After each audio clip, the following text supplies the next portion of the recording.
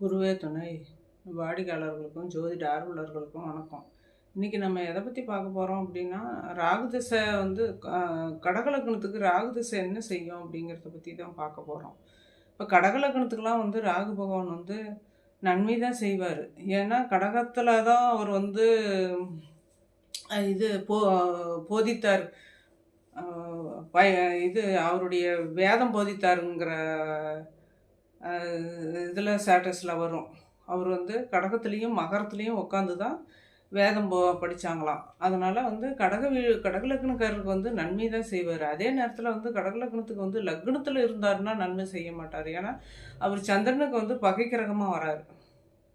அப்போ லக்னத்தில் இருந்தாலோ அல்லது 7ஆம் இடத்துல இருந்தாலோ அல்லது 2ஆம் இடத்துல இருந்தாலோ 8ஆம் இடத்துல இருந்தாலோ ராகு பகவான் வந்து அதனுடைய திசையை நடத்தும்போது கஷ்டங்களை கொடுப்பாரு.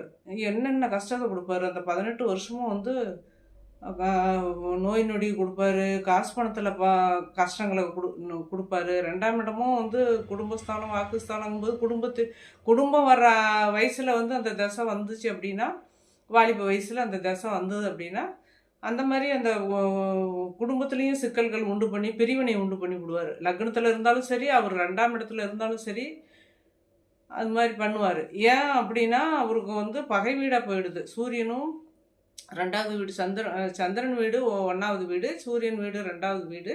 இந்த மாதிரி 2வது வீட்டில் இருந்து பாவகிரகத்தின் தன்மையோடு இருந்தால் தான் அந்த மாதிரி கஷ்டங்கள்லாம் கொடுப்பார்.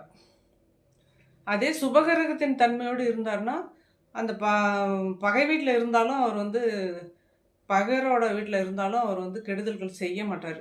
சுபத்தன்மை அப்படின்னா வளர்பிறை சந்திரனோட தொடர்பு, சுக்கரனோட தொடர்பு, குருவோட தொடர்பு. குருவுக்கு வந்து லக்னத்துக்கு 5ல் குரு இருந்தாலும் சரி, லக்னத்துக்கு 7ல் குரு இருந்தாலும் சரி, லக்னத்துக்கு 9ல் குரு இருந்தாலும் அவர் வந்து குரு பார்வையில் இருந்தார்னா, அதே மாதிரி 2ஆம் இடத்துக்கு 5ல் குரு இருந்தாலும், 2ஆம் இடத்துக்கு 7ல் இருந்தாலும், 2ஆம் இடத்துக்கு 9ல் இருந்தாலும் குரு பார்வையினுடைய தொடர்பு. 2ல் ராகு இருக்கும்போது அந்த திசையை நடத்தினார்னா அந்த மாதிரி கஷ்டங்கள்லாம் இருக்காது. ஏன்னா சுபத்தன்மை இருக்கணும். அது டிகிரி வாய்ஸில் இருக்கணும். டிகிரி வாய்ஸ்லனா இந்த டிகிரியில் வந்து லக்னம் எந்த டிகிரியில் அமைஞ்சிருக்கோ அந்த டிகிரி வயசில் குரு பார்வையில் இருக்கணும்.